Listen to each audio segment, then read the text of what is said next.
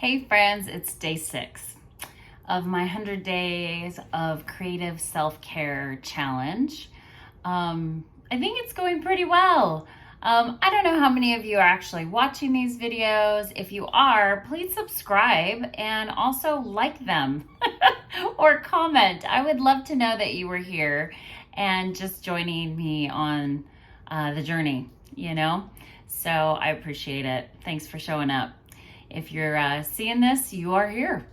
As I've been talking about how I've been reviewing my book, just because it's been so long since I worked on it. And, I'm reading through the chapters, and right now I'm on to chapter 3.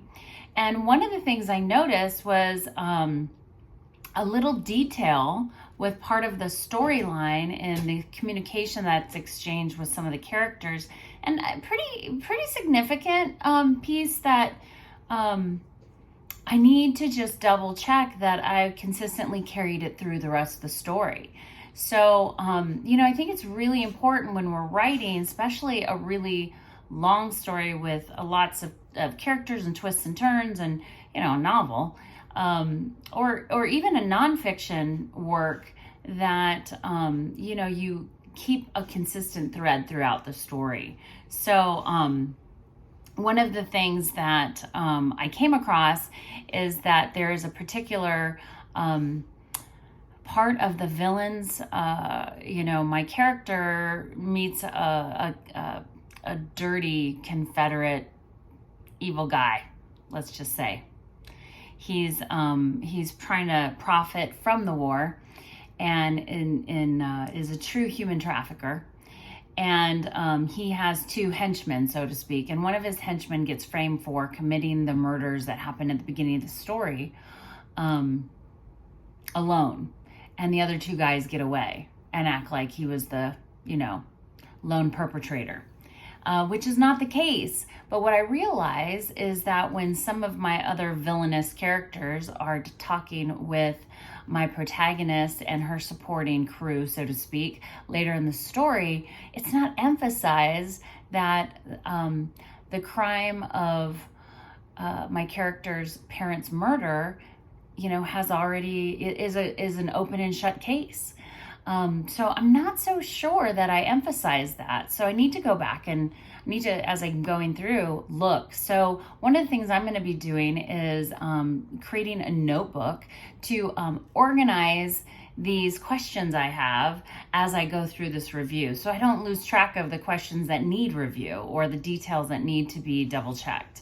This is something I've done in the past when I was doing a lot of research. I did a ton of research about the Civil War and this time period, from, what day of the week it is when my story opens, to what the weather was like, let alone, like troop movements and some tactics and things like that. So really good idea to take notes on what you're writing about, and and kind of double check them now and again. So with that being said, I kind of need to organize myself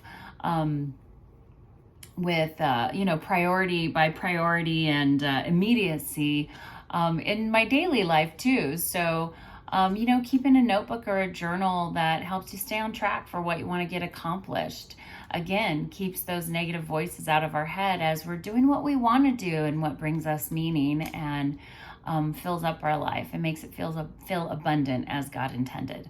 So so think about what you might need to examine or organize. I certainly am. It's been a very busy week.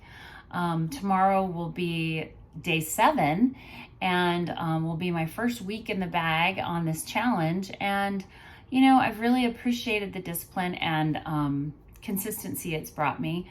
I also made it to the gym 5 times this week, which is a new record for me, which I didn't agonize over because I was already doing this challenge, plus announcing my Rwanda mission trip, and setting up the fundraising platform for that. And I just want to say, for those of you who have already given generously, thank you so much.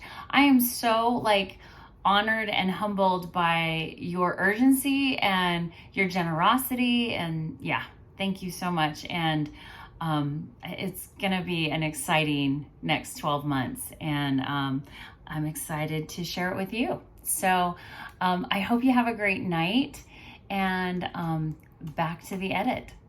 Take care.